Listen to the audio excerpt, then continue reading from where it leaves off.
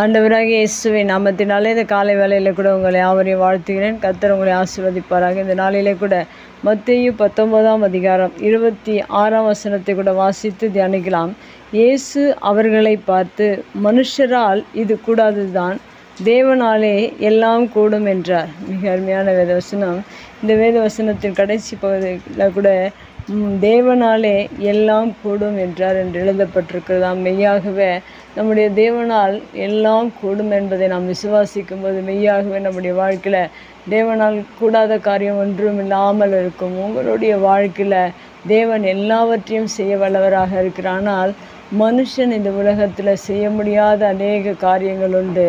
அவனுடைய வாழ்க்கையில் அவன் ஒரு எல்லைக்குட்பட்ட காரியங்களை அவனுக்கு திறமைக்கு தக்கதாக சக்திக்கு தக்கதாக அநேக காரியங்களை செய்து விடுவார்கள்.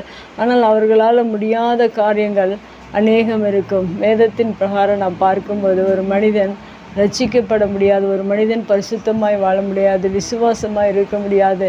இது எல்லாவற்றையும் நம்முடைய வாழ்க்கையில் ஆண்டவர் கொடுக்கிறவராக இருக்கிறார். ஏனென்றால் தேவன் பரிசுத்தர். ஆகையால் நாமும் பரிசுத்தராய் வாழ்வதற்கு அவரால் மாத்திரம்தான் உதவி செய்ய முடியும். ஒருவன் விசுவாசம் இல்லாதவனாக இந்த பூமியில் வாழ்கிறான். ஒரு மனிதனுடைய வாழ்க்கையில் விசுவாசத்தை துவங்குகிறவரும் முடிக்கிறவருமாக தேவன் இருக்கிறார் என்று வேதம் சொல்கிறது. அதுபோல் ஒவ்வொரு காரியங்களையும் நம் வேதத்தில் பார்க்கும்போது அது மனிதர்களால் சமாதானத்தை கொடுக்க முடியாது, சந்தோஷத்தை மனிதர்களால் கொடுக்க முடியாது. ஆனால் இந்த உலகத்தில் இருக்கிற மற்ற காரியங்களை, பொருட்களை, உலகத்தின் ஐஸ்வர்யங்கள் எல்லாவற்றையும் நாம் பெற்றுக்கொள்ள முடியும். ஆனால் தேவன் கொடுக்கிற ஆசீர்வாதங்கள், தேவனால் கொடுக்கக்கூடிய ஆசீர்வாதங்களை மனிதனால் கொடுக்க முடியாது. அதை தான் இந்த வேத வசனத்தில் சொல்லியிருக்கிறது. மனுஷனால் இது கூடாதது தான், ஆனால் தேவனால் எல்லாம் கூடும் என்று சொல்லப்பட்டிருக்கு. இன்றைக்கு ரட்சிப்பை பெற்றுக்கொள்ள முடியாத அநேக மனிதர்கள் உண்டு. விசுவாசம் இல்லாத அநேக சந்ததிகள் உண்டு. பரிசுத்தம் இல்லாத அநேக சந்ததிகள் உண்டு. நாம் கர்த்தரை விசுவாசிக்கும் போது அது தேவனால் நமக்கு ஈவாக கிடைக்கிறது.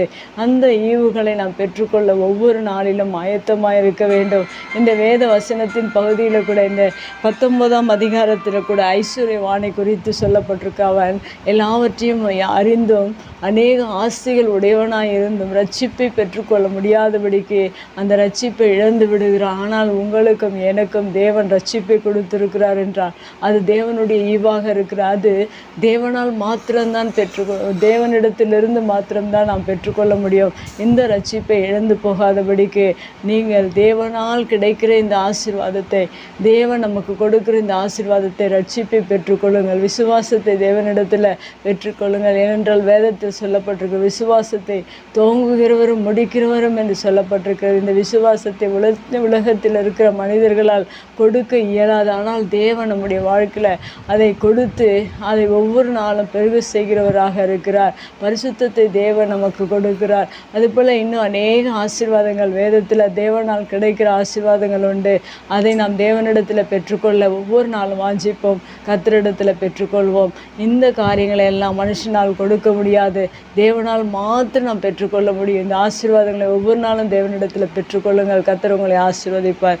கண்களை முடிச்சு வைக்கலாம். எங்கள் அன்பு தகப்பனே, தர்மையான வார்த்தைக்காக நன்றி செலுத்துகிறோம். அன்று ஐஸ்வர்யவான் இழந்து போன அந்த ரட்சிப்பை எங்களுடைய வாழ்க்கையில் நீர் கொடுத்திருக்கிறதற்காக நன்றி செலுத்துகிறோம். இந்த காரியங்களை மனுஷனால் கொடுக்க முடியாவிட்டாலும் நீர் எங்களுடைய வாழ்க்கையில் இப்படிப்பட்ட ஆசீர்வாதங்கள், ஆவிக்குரிய ஆசீர்வாதங்கள் எல்லாவற்றையும் நீர் எங்களுக்கு கொடுத்திருக்கிறபடியினால் நன்றி செலுத்துகிறோம். அது உம்மால் மாத்திரம் கொடும் என்பதை நாங்கள் விசுவாசிக்கிறோம், அதை பெற்றுக்கொள்கிறோம். நீர் தொடர்ந்து எங்களை நடத்துங்க, ஆசீர்வதிங்க. இயேசுவின் நாமத்தில் ஜெபங்கள் நல்ல பிதாவே, ஆமேன்.